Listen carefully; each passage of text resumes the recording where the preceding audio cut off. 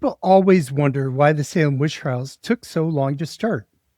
The accusations began in February, but the first trial wasn't until June. What was happening during those 4 months? We'll explain why Massachusetts did not hold trials then and what that delay cost. Welcome to Salem Witch Trials Daily. I'm Josh Hutchinson.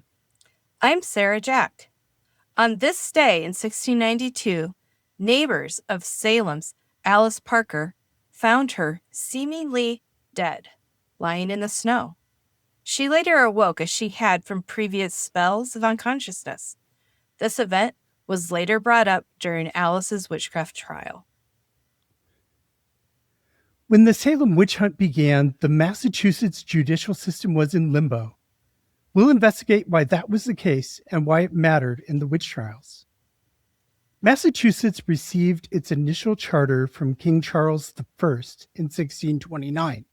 This allowed Massachusetts to set up its own government and create its own laws, as long as they were generally compatible with the laws of England. So this gave Massachusetts a wide range of freedom and self-governance.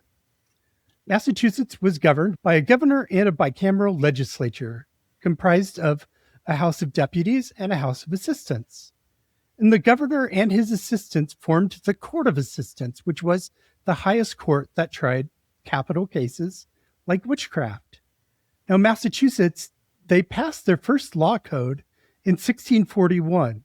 So they had had some laws on the books since the charter was issued, but generally they just were following English law until they passed their own. And this was called the Massachusetts Body of Liberties.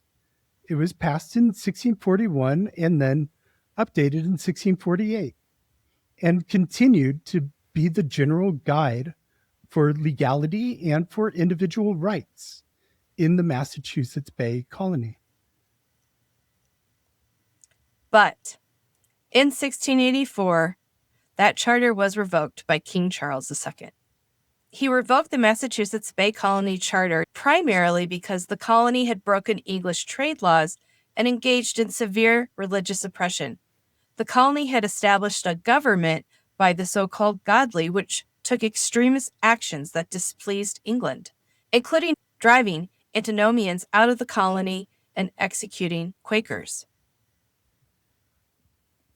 When we spoke with author Catherine Howe for our podcast, The Thing About Witch Hunts, she described the colonists as having been very, very naughty in the eyes of the crown due to these legal violations and persecutions, leading the king to intervene and strip them of their charter.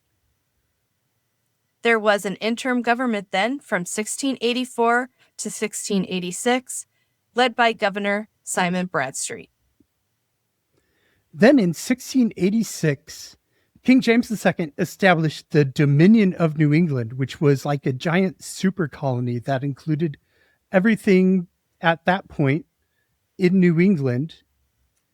And then in 1688, he added New York and what became New Jersey to that colony as well. The king installed Sir Edmund Andros, an Anglican, as the governor of the Dominion of New England, and he set up his base of operations, his government in Boston. The Puritans definitely despised Sir Edmund Andros. Their loss of self-governance that they had under the 1629 charter created a legal limbo and political instability that later contributed to the environment in which the Salem witch trials occurred. Edmund Andros brought along with him toleration, which was just tolerating other Protestant denominations. They still didn't tolerate Catholics or non-Christians, but they would tolerate now Baptists, Anglicans, Quakers, Puritans, all as Protestants. And so the Puritans didn't like that. They thought that was messing up what they had in Massachusetts, where they had established basically their own church and their own godly commonwealth. The Puritans of Massachusetts were very pleased when they found out that in 1688, in November, William III and Mary II had deposed Mary's father, King James II, as the monarch of the United Kingdom.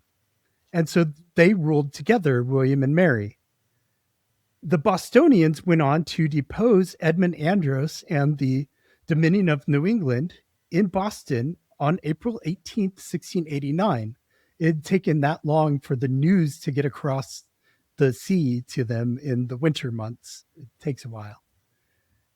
The Bostonians then they imprisoned Andros and later sent him back to England along with the rest of his officials. Then they were back to an interim government.